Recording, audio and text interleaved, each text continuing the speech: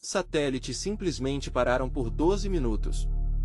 Algo além da explicação científica causou isso e deixou os cientistas em alerta. Como é que todos os sinais ao redor do planeta somem de repente? Tempestade solar? Pulso eletromagnético? Pesquisadores tentam descobrir a causa exata desse fenômeno absurdo.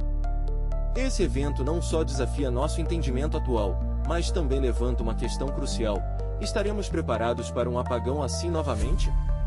E isso nos leva a pensar se